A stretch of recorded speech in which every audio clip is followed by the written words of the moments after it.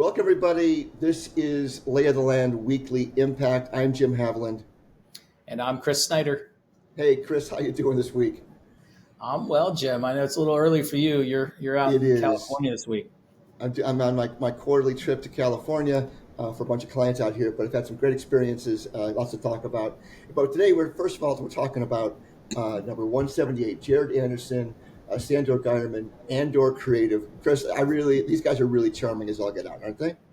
100%. Yeah, I had the opportunity to meet them at the our fall kind of alumni for Lay of the Land gathering last year. Yeah. And they were just super motivated. They're authentic as they came off on the podcast, right? They play off each other constantly. And we went out and had lunch after that meeting and just continued. They're sponges, right? They talked about a mentor that they had that went and saw in Florida. Very just not just passionate about what they're building, but learning. And I enjoyed kind of that open approach and trying to absorb all things, right, that are business building, but also just life too.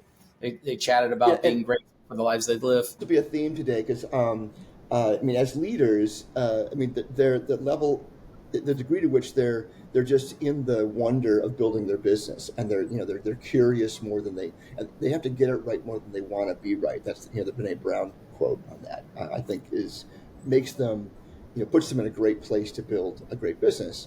I also love the fact that they're from Cleveland State, and they're doing this amazing work, for Mercedes and other international brands. Just getting the experience of college and working on stuff, I think is good. But you don't have to go to, Harvard to do great things. Gino Wickman wrote a book called The Entrepreneurial Leap, and he was trying to solve for, does everyone have the ability to be an entrepreneur, or is there something in you that you could take this test? And his theory, which I appreciate, was like, don't do it. If you don't want all that comes with this journey, don't do it, right? Like there's so many other ways to go out and have a job and have a life than being an entrepreneur. But what you heard them talk about was they didn't have a choice. It was early in their DNA and trying to make money in the things they did, all the way to the fact they found themselves while at Cleveland State riffing on like what kind of things could we do together, right? And then find something that you have passion around that you're really good at. Some would say maybe even your superpower, and social media was theirs, right? And then they set out to try to figure out how to turn that into a business, and also just love that grit, right, of going out and taking a chance and, door to door asking business owners what they could do for them with them on social media, which kind of launched that through their coffee shop experience to where they're at today. Yeah, that's the level of teamwork where we're just going to do it, what it's going to take, and then how they apply that to the way they think about the rest of their team. It's really there are no stratums in their business. It's like everyone's just got to have ideas and go do something. And I love that. Yeah, I think that. Well, the principle of starting a business in the 5 stages of business building, right? When you start off survive, sustainable, scaling, success, and stewardship. In that survival mode, when they started it, they both thought they were good at everything, right? Until they added specialization. That what you do is you specialize to scale, right? So even in just the pairing of the two of them, they had to figure out one was better with kind of account management behind the scenes. One was more creative in its delivery. EOS speak, that's your yin and yang, that's your visionary, your integrator pairing. Yep. And the businesses I've seen that scale fastest is when you have a partnership that recognizes that. Because doing it by yourself can be done. It's done all the time. It's just different, right, than having someone to be there with you, for you through all those things holding that occur. Each other accountable, reading the label on the jar, all that kind of stuff. I love all that. Well, that'll be great. So hopefully they'll we'll hear a lot more from that. I'm sure it'll be Jim, I really like the. I love the Gen Z talking about the difference between the car dealer yelling at somebody, right, versus showing the experience of the car in Cleveland in the backdrop, right? Like, because you and I grew up with those ads where the guy was just yelling about the savings and come on down to do whatever, right? Like, and what a nonsensical thing to do anyways. But yeah, and my other comment would be, they talked about online community, and this was such a good analogy. Like if you talk about really it's a friendship, it's a partnership in the community. And if you only talk to your spouse once a month, what kind of relationship would you have? And, Right. and it seems Right. so obvious, right? But like if you're going to go do something digitally, you can't do it at a frequency to build trust that is on occasion, right? Without intention and design. So that's my wrap up. Again, great episode. Really Yeah. appreciate both Sandra and Jared. Which is a great. I mean, that if you don't get a chance to listen to the episode, folks, but you should take that away. That it's social media helps you develop that kind of relationship. That the frequency and cadence and Yep. the authenticity. You can have that with everybody in your universe, and that's a powerful thing. Kris, all right. So Kris, all right. Moving on. So we got last week. You had a chance to talk with the folks at the Exit Planners Institute, and Kris, I think this is maybe a hidden gem Yeah, inside Cleveland. Yeah. right here in Cleveland. I mean, so they bought the organization in 2014, I think, and then moved it to Cleveland. Today, the team I think is around 35 people, but more importantly, they're on a path to address a 12. I'm gonna get this right. I think it's like $12 trillion opportunity and all the secession that's happening out there. And so, really, they've got about 6,000 exit planners that have been certified. They call it CEPA, which is the Certified Exit Planning Advisor. I think I got that right. And you carry Yep. this certification. You've got ongoing training and stuff, just like if you were maybe a CPA in that scenario. And their community is like 20,000 deep. So a lot of folks that are kind of not carrying the certification, but like an Wow. M&A banker, all part of this, trying to understand this growing population of folks that are transitioning out, succession planning. But again, serial entrepreneurs, which is a really good point. I mean, we exit businesses, Jim. You've exited, Yeah. I've exited, and you don't stop, right? So it's a natural thing for business stages to go from one place to the next and then transition it to somebody else, a different ownership, a different leadership. And they do a great job of kind of helping on the tool set that not only values the business, but also understands the owners and kind of the wealth gap that gets created such that we can address and build appropriately. And with us loving intention and design, right? Like this is Yeah. just another approach to doing that and having kind of a long-term plan. Well, Kris, and think we both, you and I both experienced this. That it can be hard to give up your first business, and expect that you have to exit, but that exit's a natural part of the course, and that if you have a plan for exiting, and this we teach this in First OS, that you should have a sense of it, even if it's going to change. It's okay to change, but it's part of determining your direction. So, part of your we're going to build towards this thing, and know that when we're getting close, we can change direction, but it gives us purpose. And exiting isn't about failure or about success. It's about the natural course of things. And sometimes you're no longer the leader for this business and you need to exit. And how there's options for way of doing that. And if you've built to that, then you've got the best opportunity to create wealth and opportunity for everyone else that's participating. Yeah, and quite honestly, just go back to that Mally's chocolate episode, right? That we loved, Yep. and all the Yep. first generation, second generation, third generation, that in itself is kind of that transition doesn't come out. They had great intention, they had great advisors, right?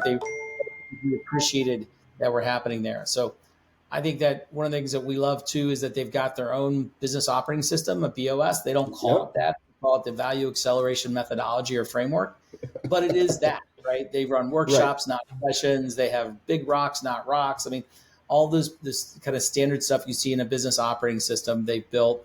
The book's called Walking to Destiny by the other Kris Snyder. So Chris with a C and instead of Y, they got an I, right?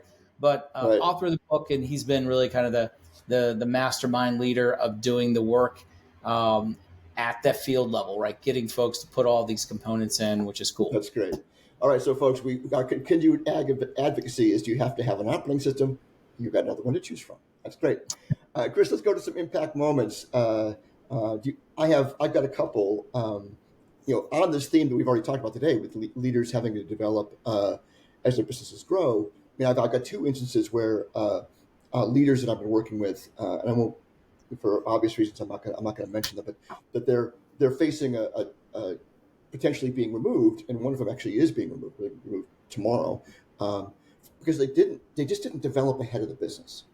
So you can be a great leader for that startup stage, but you have to be a different leader when you get to that and to become stable or scalable.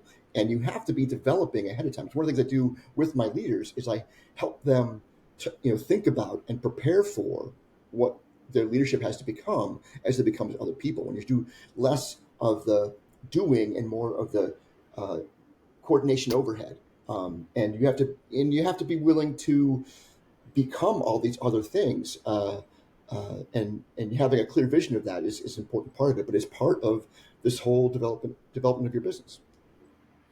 Yeah, and we like to talk about working in your business versus on your business. And if we look at those five Yeah. stages of business building, it changes by the tier. Like if I'm in survival, I'm Yep. in my business 100%. I can't get on it until I start to Carry water, switch. chop wood, man. Yeah. That's right. But if I'm not developing my skill set, I think is your point, then I'm not going to be even ready to help my business go from survival to sustain to scale, even as an example, because I don't have the Yes. wherewithal to see out far enough, to plan out far enough.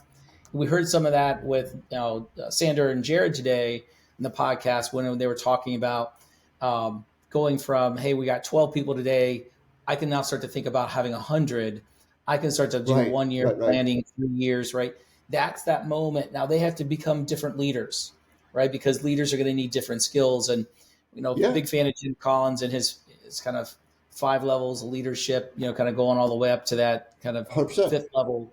But I think there's other ways to think about kind of the development of oneself and using mentors. But, we like stratum theory at 90, and the stratums really just get to how far out can you see, how much space do you give yourself, what pain are you willing to endure? And I don't mean physical, but I mean effort, right? And the Yeah. exposure to those things doesn't come by osmosis. You actually have to do the time and put yourself into some really uncomfortable situations. And quite honestly, if you're developing leaders as a leader, you're going to make other people uncomfortable by exposing, being transparent about things that quite honestly could be scary at times. Yeah, and that's another part of it. We have to be leaders building leaders forever, right? And that's forever work, and it's different work than what you typically get into when you're first starting out. Uh, Well, so go ahead. no, and in entrepreneurial companies, there's just not a lot of infrastructure. There's not management development Right. programs running around, right? And so, I love Simon Sinek when he says, "Be the leader you wish you had," and Be the that leader you just is wish a you had. Yeah. mentality. Yeah, just a mentality of like, I may not have all the perfect leaders around. I think you and I have some history where some of my best learning experiences was working for leaders that I didn't want to be. They taught me a lot. Right. I learned a lot Right. Right. quickly, Right. right? Right. Right. And I knew that I didn't want to Yeah. become that leader, so I became the leader I wish I had. And I think there's lessons out there for all of us in that as well. Yeah, and I think that's right. I mean, once again, back to Jared and Sandra, they've been they listen to podcasts. So once again, they're not necessarily reading books, but they're listening to things. They're looking for that opportunity to grow, and so good for them because that's what it's going to take. Last one I'm going to lead with, Chris, is that models need to be useful, not specific, or useful, not accurate. I've heard it both ways. But I had a great opportunity with one of my clients. They're really having a hard time understanding how to plan for the future. And so I built them their first model. They're not financial oriented people. They were not, so we've got a tool that we use in First OS to help uh, early stage companies develop a set of assumptions and then figure out what it takes to get there, like reverse income statement, and then build a model on the time base. And they just found it like, oh my God, it just changed gave them a picture of the future that was important. But it occurred to me it's one of those things where they didn't have anyone on the team that is really financially oriented and could answer questions with a spreadsheet. And that's another way I think about teaming is you need people that can answer questions with Word documents, PowerPoints, or in spreadsheets. You need all those things covered to be able to answer all your questions and tell all your stories. And so we helped them out that way. Yeah, and I think that there's just people who are like, I have to think in models. I have to Yeah. understand what connects to what to, and some people don't, right? And so I think there's the skill sets to bring to bear.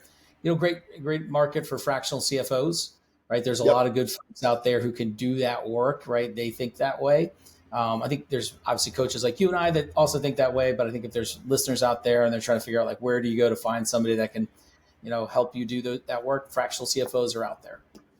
Yeah, I mean, even I know Air CFO's been on the show.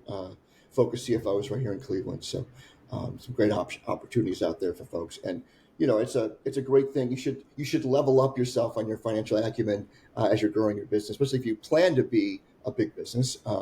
It's not too early to have a little tiny slice of CFO energy in your business early on. All right, Kris, I think that's it. Did I cover it? I think we got it, Jim. Nailed it. All right, very good. Well, thanks everybody. Thanks, Kris, and we'll see you all next week.